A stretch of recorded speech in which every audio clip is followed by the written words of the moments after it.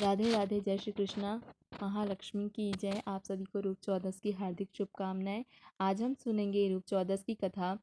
आज के दिन भगवान श्री कृष्ण ने अत्याचारी और दुराचारी धृतराष्ट्र असुर नरकासुर का वध किया था और 16,100 कन्याओं को नरकासुर के बंदीगृह से मुक्त कर उन्हें सम्मान प्रदान किया था। तभी से इस उपलक्ष्य में दीप प्रज्वलित किए जाते हैं।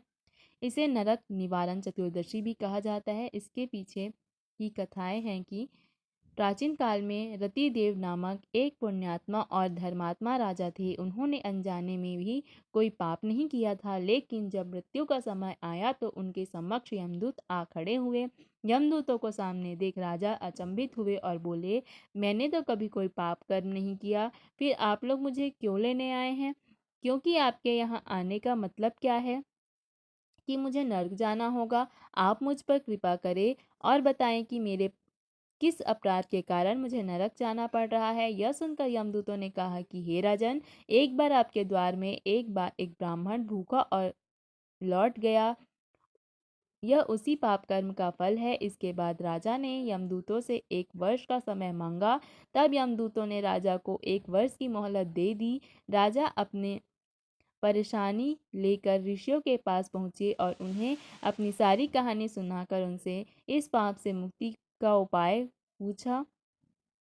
तब ऋषियों ने उन्हें बताया कि कार्तिक मास की कृष्ण पक्ष की चतुर्दशी का व्रत करें और ब्राह्मणों को भोजन करवाकर उनके प्रति हुए अपने अपराधों के लिए क्षमा याचना करें। राजा ने वैसा ही किया जैसे ऋषियों ने उन्हें बताया।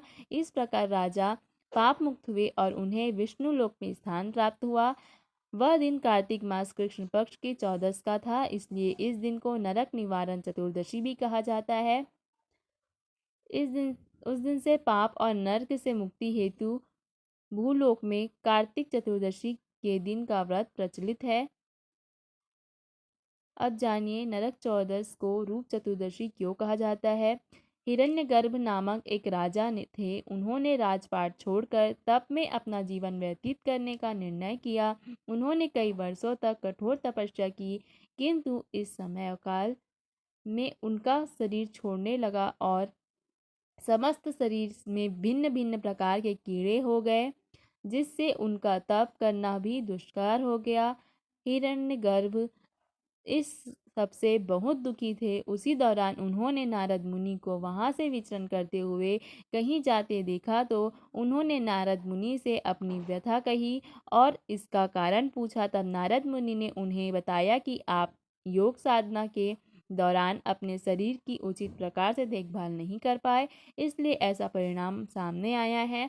तब हिरण्यगर्भ ने उनसे पूछा कि इसका निवारण क्या है, आप बताएं। तब नारद मुनि ने उनसे कहा कि कार्तिक मास कृष्ण पक्ष चतुर्दशी के दिन शरीर पर लेप लगाकर सूर्योदय से पूर्व स्नान करें। साथ ही रूप के देवता श्री कृष्ण की पूजा कर उनकी आरती करें। उन्हीं के आशीर्वाद से आपको पुनः अपना खोया हुआ रूप और सौंदर्य प्राप्त होगा। राजा ने वही किया और श्री कृष्ण की कृपा पाकर अपने शरीर को स्वस्थ किया। तभी से इस प्रकार इस दिन को रूप चौदस का रूप या रूप चतुर्दशी भी कहा जाता है और साथ ही इसे छोटी दिवाली भी कहा जाता है। यह दिवाली से एक दिन पहले आता है और इस दिन भी दीपदान किया जाता है। घर के मुख्य द्वार पर दिवाली की भांति ही दीपक प्रज्वलित किए जाते हैं।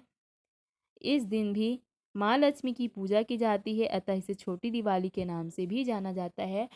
आप सभी को रूप चौदस की हार्दिक शुभकामनाएं।